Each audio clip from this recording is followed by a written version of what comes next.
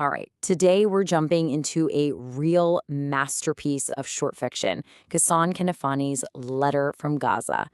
And this whole story, it all boils down to one single decision that changes everything. By the end of this, you'll really feel the profound emotional and political weight behind that choice. So, right off the bat, the story hits you with this huge question. And I want you to think about it for a second. If you had a ticket out of a really tough, seemingly hopeless situation, a chance for a comfortable life, would you take it? That's the exact spot our narrator is in, and we're about to follow his journey to find an answer. So, how does it all start? Well, it's a letter. Our narrator is writing to his friend Mustafa, who's already gotten out. He's made a new life for himself in California. And the narrator, he is desperate to follow him, to escape a life he sees as completely without hope. You've really got to understand the narrator's mindset at the beginning.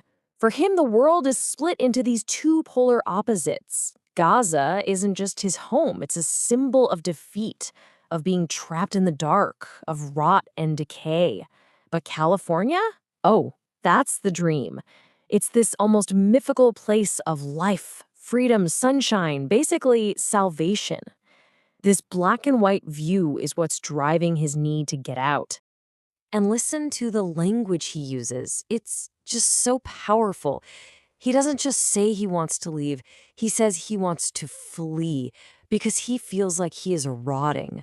He can literally smell the defeat in the air. This isn't just some logical choice, right? This is a deep, visceral need to escape something that feels like it's suffocating him.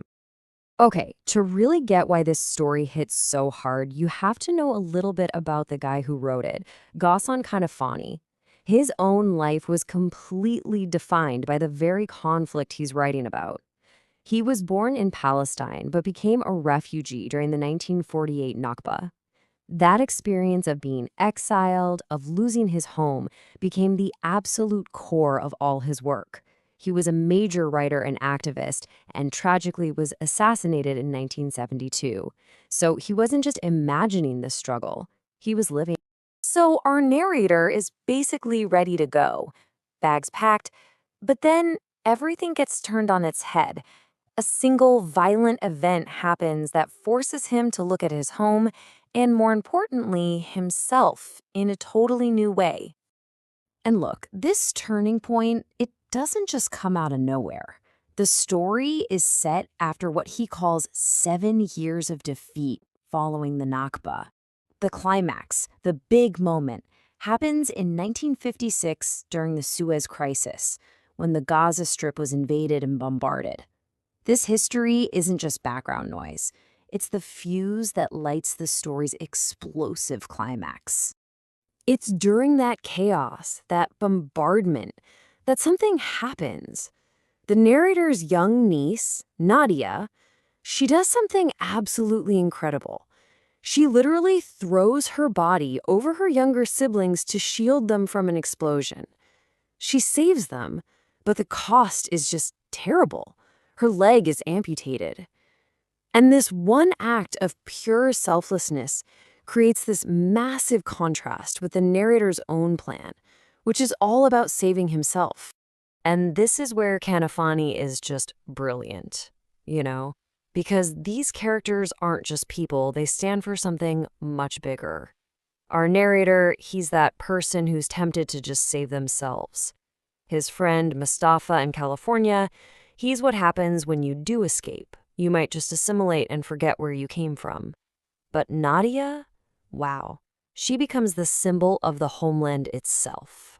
Wounded for sure, but also incredibly resilient, sacrificing, and a source of absolute moral clarity. Okay, so here's the absolute key. Nadia's sacrifice, it does more than just make the narrator feel guilty.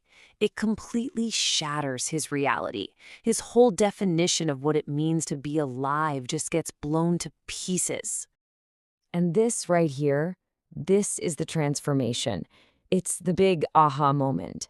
He looks at his own plan to save his own skin and suddenly sees it as well, cheap, worthless, especially when compared to what Nadia did. And that road to California he thought was the road to life? Nope. He now sees it as a kind of moral death, a new kind of death.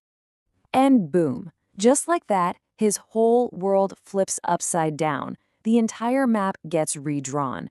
Gaza, the place he saw as death and decay, suddenly becomes the only place where life is authentic, where it has meaning and commitment. And California, that perfect dream, it's now exposed as a place of forgetting, of alienation, a trivial life. So Nadia's wound, it stops being just this horrible thing that happened to her.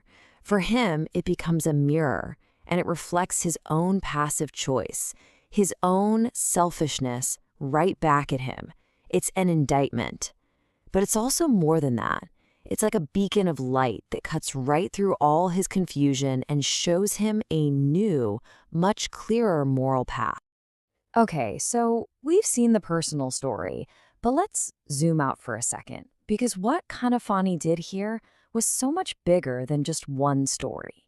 This was a foundational piece for an entire literary movement. Kanafani was basically a trailblazer for this whole genre called adab al-muqawama, which translates to the literature of resistance. And the idea here is that art isn't just for looking pretty on a wall. It has a job to do. It's functional. Its purpose is political, to resist despair, to resist being erased, and to inspire steadfastness, a concept known as sumud. You know, Kanafani had a very clear mission with his writing. He wanted to use his stories to completely change the narrative.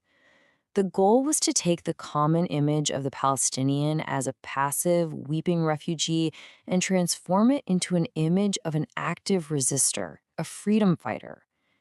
Letter from Gaza is the perfect blueprint for that psychological journey, from one man's personal despair to a sense of collective commitment.